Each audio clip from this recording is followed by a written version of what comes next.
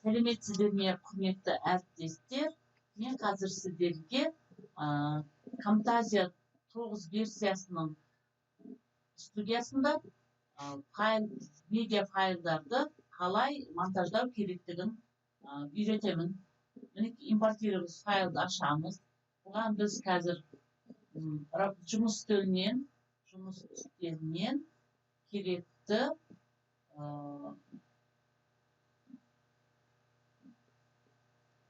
дайындап қойған керекті медиа файлдарды былай белгілеп атып дейміз. Мінекей автоматты түрде үшеуге түсті.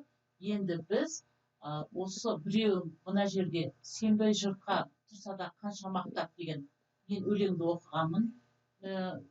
Неге телефонға түсірген видеом тұр. Мына жерде жер үстінде жарғай музыкасы және мына жерде Абайдың фоны. Енді фонды біз артқа апарамыз.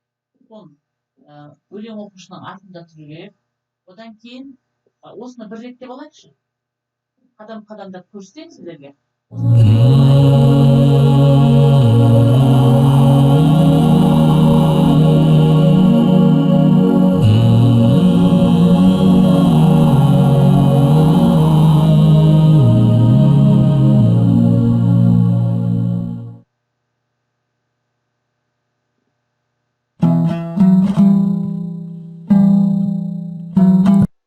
Мен осы жерден қазір тоқтатамын. Мына жерде байқадыңыздар, Абайдың 4-ші қара сөзі деп жазылған.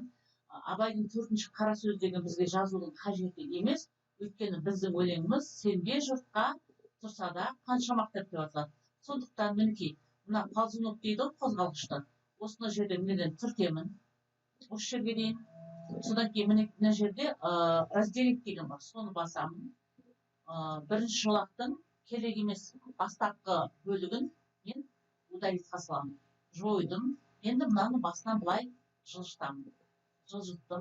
Енді мен фонның бізге дауысы қажет емес. Өйткені менің өлеңімнің дауысы, оқыған өлеңімнің дауысы қажет бізге. Сондықтан фондағы дауысты мен алып тастаймын. Мынаны бастым мінекей үстінен. Маркер басып кетті, бұл қажет емес бізге. Мінекей үстінен бастым. Бастымда неге звуковые эффекты дегенді басамын. Удаление шума көрдіңіздер. Удаление шуманы мен қазір мына үстіне апарғанда былай толып мен түсіп тастадым. Ешқандай дауыс жоқ. Ешқандай дауыс шығып тұрған жоқ. Енді біз өлеңді апарамыз. Мен оқыған өлеңімді алып барамын. Мінекей мына жерге қойдым. Енді осы видеоны реттеп алайық. Өзіңді сенгіштікпен әуре етпе. Бастан бастап қояйық. Мынаны жылжытайын.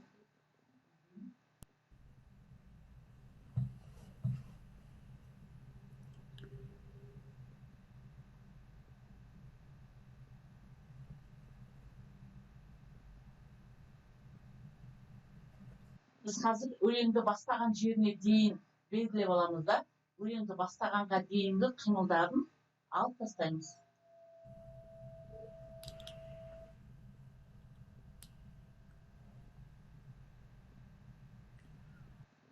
Абайды бастайын деп жатыр. Қазір алып тастайық. Белгіледік. Үстін бір түрттім. Разделистқа бардым. Мінекей бастапқы керек емес деген тұсын керекке басып алып тастадым. Енді біз бұны былай қарай жылжыттық. Енді қайтадан Абай Құнанбайұлы. Сенбе жұртқа тұрса да қанша мақтап, әуретеді ішіне қолық сақтап. Жақсы. Енді біз мына хромакейді алып тастауымыз керек. Және артықты мынау кейіпкердің айналасындағы артық хромакейлерді немесе айналасын кесіп тастауымыз керек. Ол үшін мына жерге барамыз. Мінекей мынандай не шықты, бөліп алып тастау деген белгі шықты. Мінекей мынаны былай тарттық. Мынаны былай тарттық. Және мына жоғары жағынан аздап жоғары жағын да алайық. қолды кеспейміз, қолды сәл қалдырайық. Енді мына жерде курсор тұр, көрдіңіз ба? Тінтуір. Бұл менен редактировать етуге болады. Мінекей ары бері жылжытып дегендей, былай жылжытып, былай қоюға болады, мінекей қоюға болады. Мынаны азайтайық, тағы да мына бізге жеткілікті мінекей. Енді біз хромакейді қостаймыз. Ол үшін визуальный эффектіға барамыз. Удаление цвета деген үстін басты. Удаление цветаның үстін басып тұрып, әкеліп мына хромакейге қоямыз. Сол кезде оң жағынан свойства шығып, көрдіңіз ба? Удаление цвета, түсті жою дейді. Хромакейдің түсін жою. Мына жерден түске барамыз да бір шетіп қаламыз. Сол кезде мінекей түрлі түстер шықты. Хромакейдің түсін таңдаймын. Мінекей мынандай қанық жасыл түс. Соның алып тастау үшін тағы бір шертіп, жанынан тамшылырды аламын. Тамшылырды алдым. Мінекей апарып, мына тұстан шерттім. Мінекей түстің барлығы кетті. Егер түс кетпей тұрса, онда біз алып қайтадан удаление цветаға барып, тағы да бір көрсетейін. Мінекей көрдіңіз ба? Сол жерден, мына жерден былай, ары бері, былай, жөндеп, өткеуге болады. Немесе мынаны ары бері, былай жылжытып, әдемілеп өткеуге болады.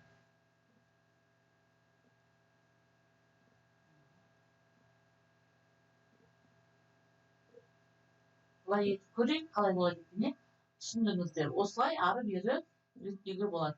Енді тағы бізде не қалды? Енді біз мына жерге музыка қояйық. Қазір файлыға барамыз. Файлға, корзина файлықта музыка тұр. Музыканы әкеліп, мына үшінші жолаққа қойдық. Үшінші жолаққа қойып, мынаны қайтадан астан бастап көрейік.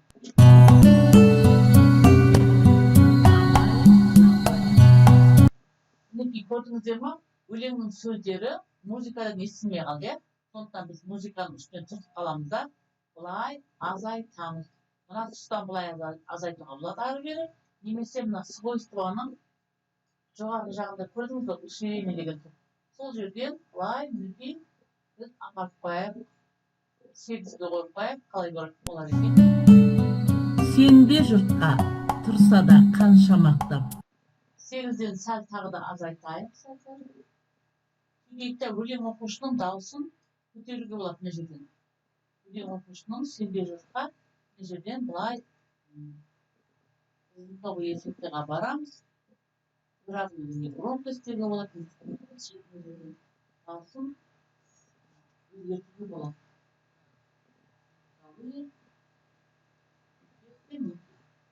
Дауысталайық, алдық. Сенбе жұртқа мына жерде масштабын жоқ өзінде біз қайттан қайтуға болады орнына. Енді біз дауысын тағы тыңдап көрейік. Әуретеді ішіне қолық сақтап, өзіңе сен өзіңді алып шығар, еңбегің мен ақылың екі жақтап. Өзіңді сенгіштікпен әуре етпе, құмарпаз боп мақтанды қуып кетпе, жұртпен бірге дауысын өзіміздің компьютерден мына жерде дауысын көтеруге болады. Көрдіңіз бе? Мына жерден динамика шықса, сол жерде көтеруге болады. Енді мынау трек 3-те мына жерге дейін алып барайық. Да. Мынау артық жердің бәрін кесіп тастайық.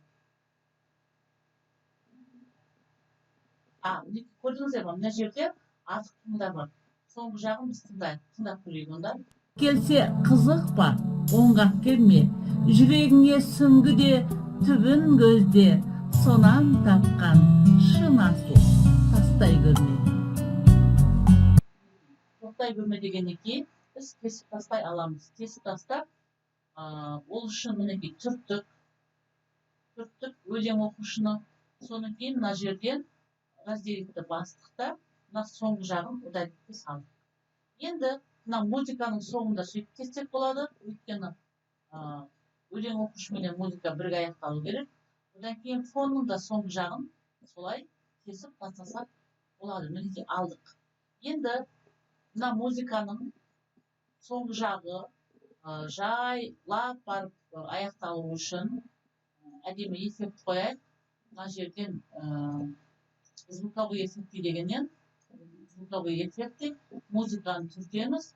Түртейік та мінекей соңғы жағына уменьшение громкости қояйық.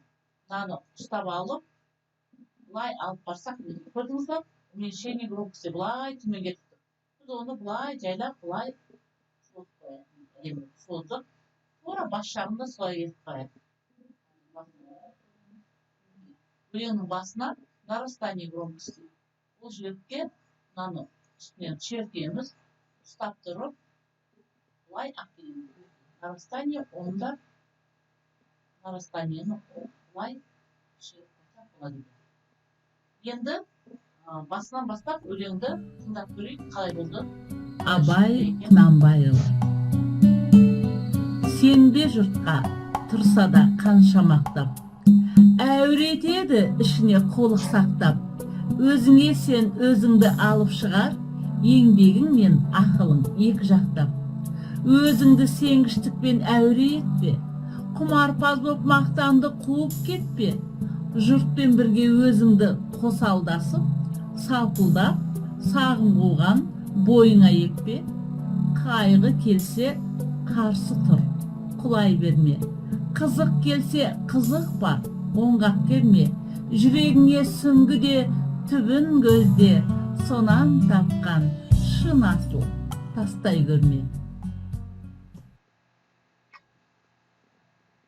Меніңше музыканы жайлап қосуға болатын сияқты, музыканы біз тым азайтып жүрген сияқтымыз. Сондықтан музыканы алты емес, қарсы тұр, құлай берме, қызық келсе қызық бар, оңғақ келме, жүрегіңе сүңгіде. Тамаша. Міне осылай біз видеоны монтаждап, телефонға жазылған, оқыған өлеңін телефонға түсіріп, алдыменен, одан кейін біз мына жерге фон қойдық, одан кейін біз музыка қойдық. Сөйтіп барлығын бір-біріне ыңғайлап, монтаждадық, кестік, жалғадық, әдемілеп өңдедік. Енді біз бұны сақтаймыз, қалай сақтаймыз? Мінекей мен қазір мына жерге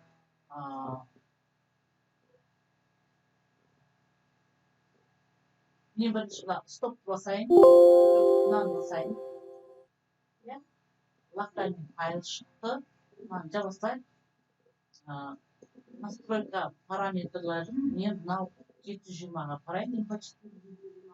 Оны ютубқа да салуға болады, өте ыңғайлы. Далее мына жерге ат қояйын. Атты қояйын мен қазір